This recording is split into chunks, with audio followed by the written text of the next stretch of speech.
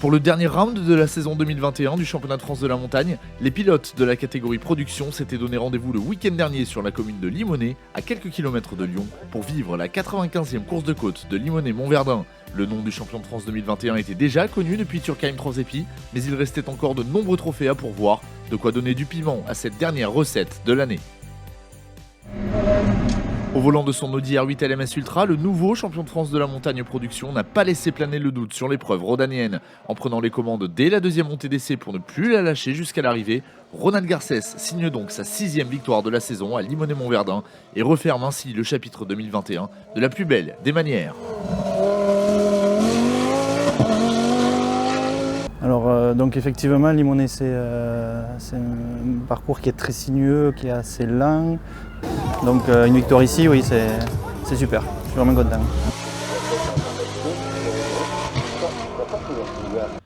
Après avoir signé une probante 3e place à Villaphant-Echevannes, Pierre Béal place sa Volvo TC10 1660 à la 2e position du classement général de l'épreuve.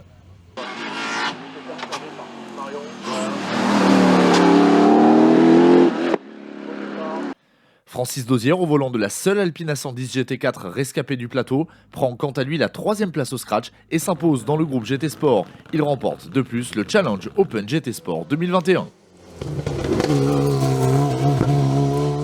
Déjà victorieuse à Turkheim 3 épis, Sarah Bernard-Louvet récidive à Limonest. Elle remporte à nouveau le groupe A, la classe A5, termine 5e au général et est en toute logique la meilleure féminine de la catégorie production.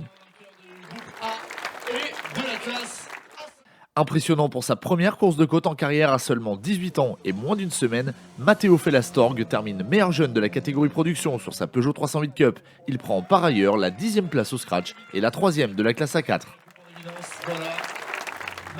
Une autre féminine a écrit l'histoire. Après une saison ponctuée de nombreux succès, Aurore Daudy remporte finalement son premier titre majeur et devient championne de France de la montagne production au volant de sa Citroën C2, engagée dans le groupe F2000.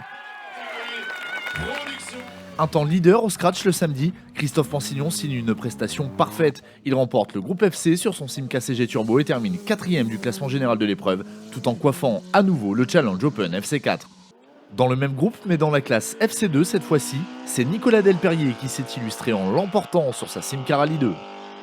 L'un des fils rouges du week-end aura été la lutte dans la classe A4. Après une nouvelle bagarre de tous les instants, Stéphane Garcia impose sa Peugeot 308 Cup, termine 6e au scratch, mais coiffe surtout le Challenge Open A4.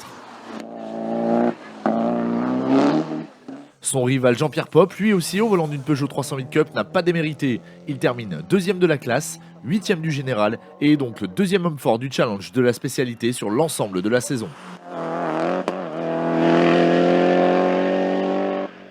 Dans le groupe A, d'autres pilotes ont également coiffé les lauriers, à commencer par la classe A5 cette fois. En terminant 2e de la classe et 9e au scratch sur sa Seat Leon Supercopa MK2, Geoffroy Bouin remporte le Challenge Open A5 2021. Nicolas Granier, sur la même monture que Geoffroy Bouin, termine quant à lui sa saison par une 3e place en A5.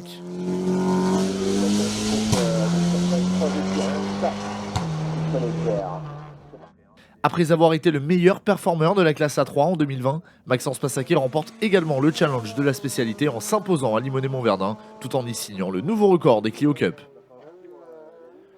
Dans la classe A1, la double championne de France de la montagne production Élodie Lafosse s'impose sur sa Peugeot 106 et coiffe par la même occasion le Challenge Open A1. En GT Sport, Morane 4 a à nouveau affolé les chronos. Pour sa 3e course seulement au volant de la Porsche 997 GT2 de Philippe Marion, elle termine 2e du groupe et 7e du scratch.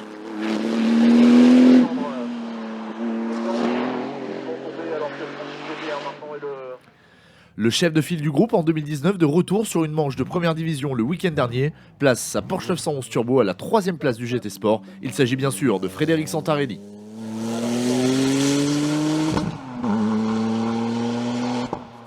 Nouvelle victoire en GTTS 1 pour Ferdinand Loton sur sa Midjet, sa 4e de la saison après celle obtenue à La Pommeraye, Dunière et au Mont d'Or Chambon-sur-Lac.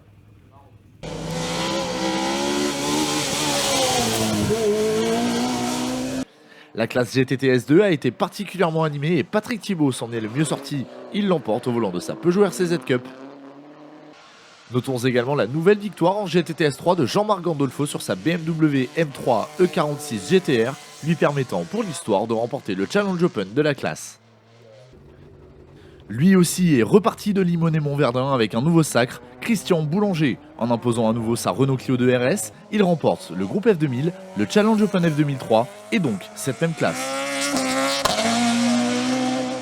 Comme à chacune de ses sorties cette saison, Guillaume Gillet l'emporte dans le groupe N et dans la classe N4 sur sa monstrueuse Mitsubishi Lancer Evolution 9.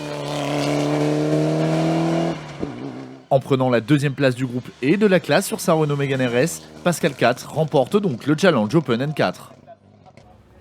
Enfin, en VHC Productions, notons la troisième place du groupe 4 obtenue par Jean-Marie Brizard au volant de son Alpina 110.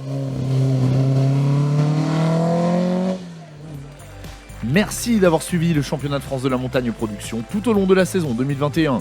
Nous vous donnons rendez-vous au printemps 2022 pour de nouvelles aventures. Pendant l'intersaison, vous pourrez suivre toute l'actualité de votre discipline préférée sur notre site www.ffsamontagne.org ainsi que sur nos réseaux sociaux.